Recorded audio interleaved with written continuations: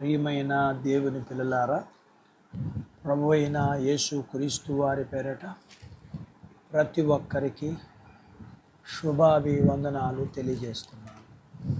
ఈ ఉదయకాలం దేవుని వాక్యాన్ని చదువుకుందాము. మార్కు సువార్త 2వ అధ్యాయము 5వ వచనాన్ని చదువుతున్నాను. యేసు వారి విశ్వాసమును చూచి, కుమారుడా, నీ పాపములు క్షమించబడి ఉన్నవని పక్షవాయు గలవానితో చెప్పాను. దేవుడు తన మాటలు మనందరి కొరకు దీవించునుగాక. ఆమేన్.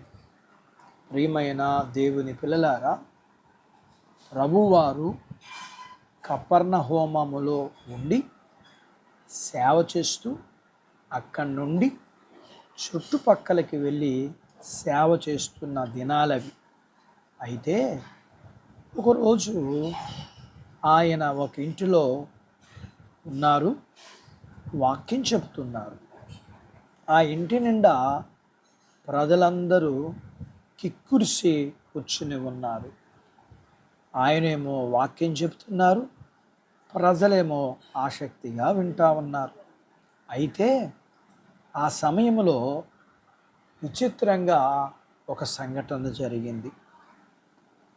ఒక వ్యక్తి పక్షవాతంతో బాధపడుతున్నాడు. అయితే అతనిని కొంతమంది విశ్వాసం కలిగిన వారు అతనిని మంచం మీద ప్రభువారి దగ్గరికి తీసుకొచ్చారు. అయితే అక్కడ ఉన్న పరిస్థితి, ప్రభువారి దగ్గరికి వెళ్ళడానికి అవకాశమే లేదు కదా. అందుకని వారు చేసింది,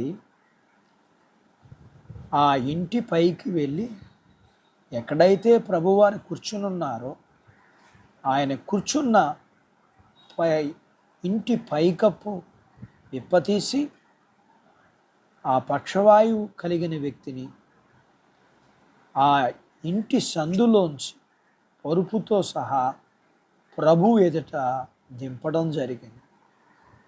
అయితే ప్రభువారు వారి విశ్వాసమును, అతని విశ్వాసమును చూచి, నీ పాపములు క్షమించబడినవని చెప్పి ఆ పక్షవాయు వానితో, నీ పరుపెత్తుకుని నీ ఇంటికి వెళ్ళమని ప్రభువారు అతనితో చెప్పిన వెంటనే అతడు వెంటనే లేచి పరుపెత్తుకుని పరుగెత్తి అందరూ చూస్తుండగానే నడిచి వెళ్ళిపోయాడు.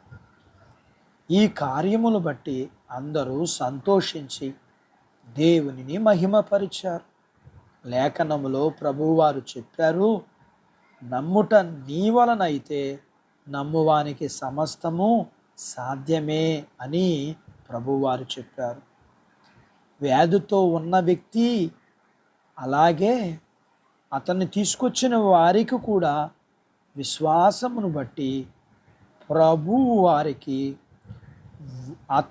వారు ఇష్టులై ఆ వ్యక్తిని ప్రభువారు బాగు చేశారు. వాక్యం వింటున్న ప్రియమైన దేవుని బిడ్డ, నీ విశ్వాసం నీకు సహాయం చేస్తుంది. అంతేకాదు, నీ విశ్వాసం అనేకులకు సహాయం చేస్తుంది. విశ్వాసం వల్ల నీవు దేవునికి ఇష్టమైన వ్యక్తివిగా ఉంటావు. నీవు ఆయనకు ఇష్టడు అయితే ఆయన నిన్ను విడిపిస్తాడు. లేఖనములో ఆయన అన్నాడు, ఒక భక్తుడు ఇలా చెప్పాడు, నేను ఆయనకు ఇష్టను కనుక ఆయనను తప్పిస్తాడు. ఎవరైతే ఆయనందు విశ్వాసం ఉంచుతారో వారు ఆయనకి ఇష్టలవుతారు. అట్టి బాధ్యత దేవుడు మనకు దయచేయునుగాక. ఆమేన్. దేవుడు తన మాటలు మన కొరకు దీవించునుగాక. ఆమేన్. ప్రార్థించుకుందాం. మమ్మల్ని మిక్కిలిగా ప్రేమించిన మా ప్రియా పరలోకపు తండ్రి, మీ పిల్లల్ని జ్ఞాపకం చేసుకుని చదువుకుని ఎగ్జామ్స్ రాస్తుండగా వారి చదువుల్లో, ఆరోగ్యాల్లో, రాకపోకల్లో జ్ఞానము, జ్ఞాపక శక్తిని, సిద్ధపాటునిచ్చి మంచి భవిష్యత్తు ఇవ్వండి. అలాగే ఎండ నుంచి ప్రతి వారిని భద్రపరచండి.